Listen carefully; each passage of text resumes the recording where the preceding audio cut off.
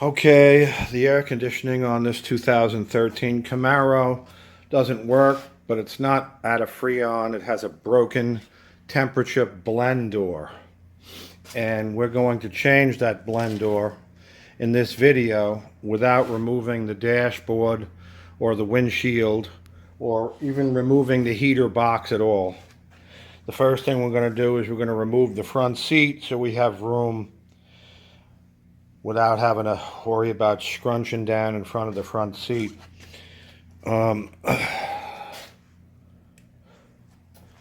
So you're going to take out those two bolts, but anybody contemplating a job like this is already going to know that. Take out, it's a T50, remove them. Undo the connector under the front seat. Take a screwdriver and just push this tab, pull that tab, and the connector disconnects. Now we're going to remove this vent right here. Going to take that nut off right there, 7mm. And then there's a Phillips head right there. We're going to take that out. We're going to pull this out. And it's ugly to take out. It's not meant to slide right out because the body control module's kind of in the way. So I forget what I did last time. I might actually take the body control module out first, unplug all the connectors individually, then slide the body control module out of its metal frame, and then possibly even remove the frame. I forget the order of things, but this comes out and the body control module comes out, and then this harness just gets tucked out of the way, because what we got to work on is this thing right here. And I know it might seem crazy that we're going to be cutting the end of that housing open, but you can. It does work. All right, the one that I said was a Phillips that goes there was not a Phillips. It's a Torx. It's a T20. The next thing I did was I removed all 7 connectors from the body control module, and then I took the harness and moved it in between the steering column and that vent, and I tucked it kind of like there. All right, and then I actually kind of twisted the vent and pulled it down. There's only 2 screws. Right there, and the one right here. One goes in from the side, one goes in, just 2 screws. One's a 7mm and one is a T20. Remove those 2 screws, and then the vent can be twisted down and disconnected from that duct that has the felt around it. Next thing I'm going to do is I'm going to come back with a T, no, not a T. That's like a 5.5 or a 6mm. Usually they're 5.5mm. There's only 2 screws. I'm going to take those 2 screws out. Right there, that's the actual blend door actuator. Okay, so now I've actually removed the blend door actuator, which is right here. 2 screws hold it in. They're 5.5mm. 1 screw there, and 1 screw there. When I took it out, I left this white piece of plastic in there where the blend door actuator engages, and that door is broken. I've already confirmed that by turning it. The next thing you're going to do is you're going to take out 2 more screws. 1 screw there, and another screw here. Right there. That screw and that screw.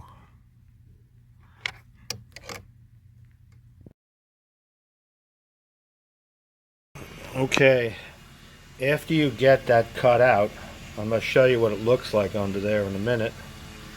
This is the piece that you're going to take out. And after you cut that line, after you cut through that plastic all along here, and you notice I just went up the right side, right next to that screw. You just use your own feel and don't go through both layers of plastic. Just try to go through this one thickness. You'll feel the hot knife move in about 1/8 of an inch, and that's kind of when you stop. So that's the cut. And after you get it all cut, it doesn't just fall out. You got to yank it out.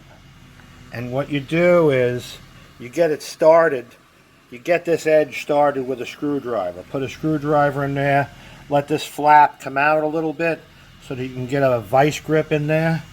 And then this thing, yank downward.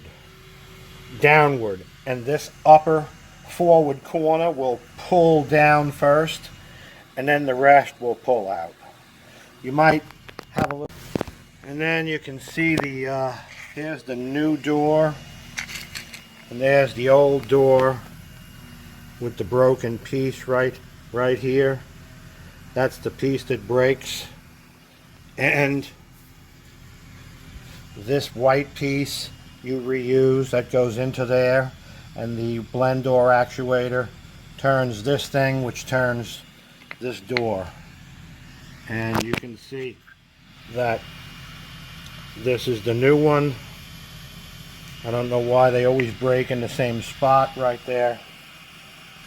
Not really sure what happens. But after you get that piece out, you can literally reach in and take out the door and the piece. It's in there. If you don't feel it, you know, putting your hand in there, use a mirror, you'll see it. Take it out. One other thing I might as well show off while I'm doing this job. If you look, the light that I'm using, you know, light is so critical. Most lights get in your way.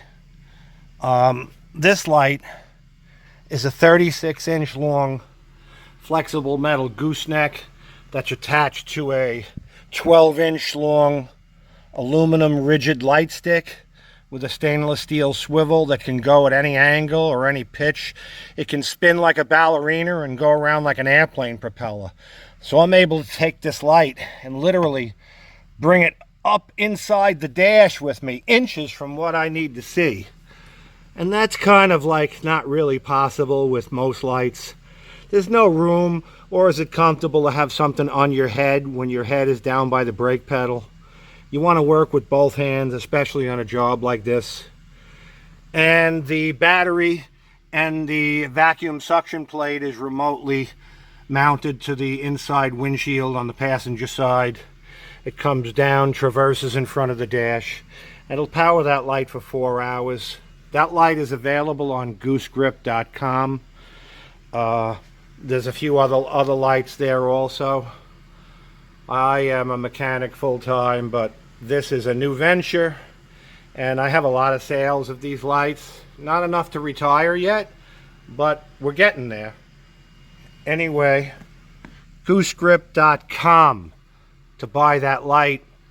There's a little delay in filling orders right now. I literally have many orders that I have to fill yet, but I ran out of batteries, but they're coming, maybe in another week or two. Anyway, now I'm going to show you underneath. So there's the hole, there's the light that I was just showing you, and there's how it makes a pretty sharp cut. I'm going to try to zoom in so you know how ugly it is where I did those cuts, and it's really not critical. But that's the toughest part to separate up there. And by using the hot knife, there's no danger of cutting into that heater core. And the reason it's so tough to take out of there is because there's two channels that have to engage One here and one there, plastic channels. I'm going to trim the inner channel to make it easier to go back in. But first I'm actually going to it only takes a minute, I'm going to install the new door. Okay, if you notice, I took some white out right here. Same thing I used to make my dotted lines. And when you turn this thing, this is the outside that you see from the outside. When you look at it on the inside, there's two channels. That one that I just marked with white is the one that makes it really difficult to put this back into place. So what we're going to do is, where the white is, we're going to trim it with anything, whatever works for you. Sharp blade. In my case, I'm going to use a cutoff tool. And that's what it looks like when it's all back together with black silicone. That piece that I cut, there's only about a 1/8 of an inch trough that I filled with silicone. It's positioned in the exact position it was prior. It works perfectly. I already confirmed it. No leftover issue. This is a $3,000 repair. Normally the dashboard has to come out in order to get the dashboard has to come out. In order to have that come out, you got to pull the windshield glass. And then you got to take the box apart on a bench. All right, this bypasses all of that. And we literally cut open the watermelon and replace the seeds. Okay? Works perfect. No flex, no leftover issue.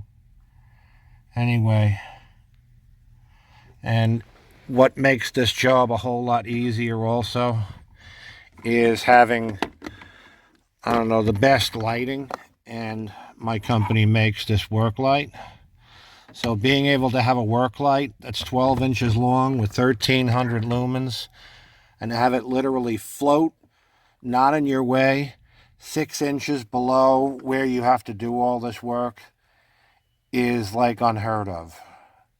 So it's not a cheap light. It's for a professional mechanic that's going to use it every day. It does have a lifetime warranty. And there's no other light like this in the world. Anyway, I'm out.